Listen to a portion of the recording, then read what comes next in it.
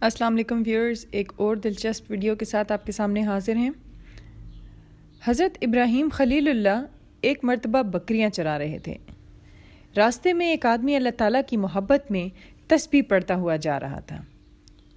حضرت ابراہیم علیہ السلام کو ان کے جملے بہت اچھے لگے، اور ظاہر بات ہے کہ جس سے محبت ہوتی ہے اس کے ذکر سے دل کو لذت ملتی ہے اور دل اس کے لیے بے قرار ہو جاتا ہے۔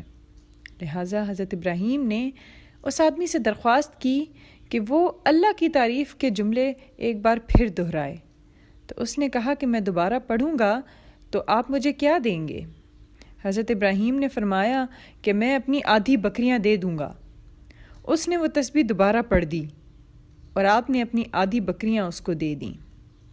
مگر جب آپ نے ان جملوں کو سنا تو محبت خداوندی سے اور زیادہ بے قرار ہو گئے اور اس سے ایک بار پھر پڑھنے کی درخواست کی۔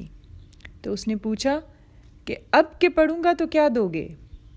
حضرت ابراہیم نے فرمایا کہ باقی آدھی بکریاں بھی دے دوں گا۔ تو اس نے پھر سے ان جملوں کو پڑھ دیا اور آپ نے باقی بکریاں بھی اس کو دے دیں۔ مگر حضرت ابراہیم کی پیاس نہیں بجھی۔ آپ نے اس سے پھر پڑھنے کے لیے فرمایا تو اس نے کہا کہ اب تو آپ کی ساری بکریاں ختم ہو گئی ہیں، اب پڑھوں گا تو کیا دو گے؟ حضرت ابراہیم نے فرمایا جی ہاں، بکریاں تو ختم ہو گئیں اور کوئی اور چیز بھی میرے پاس آپ کو دینے کے لیے نہیں ہے، مگر خود میری ذات تو موجود ہے، اور آپ کو بھی کوئی بکری چرانے والا چاہیے، اس لیے ایک بار اور پڑھ دیجئے اور اس کے بدلے میں آپ کا غلام بن جاؤں گا۔ آپ مجھ سے ان بکریوں کو چرانے کا کام لے لیں۔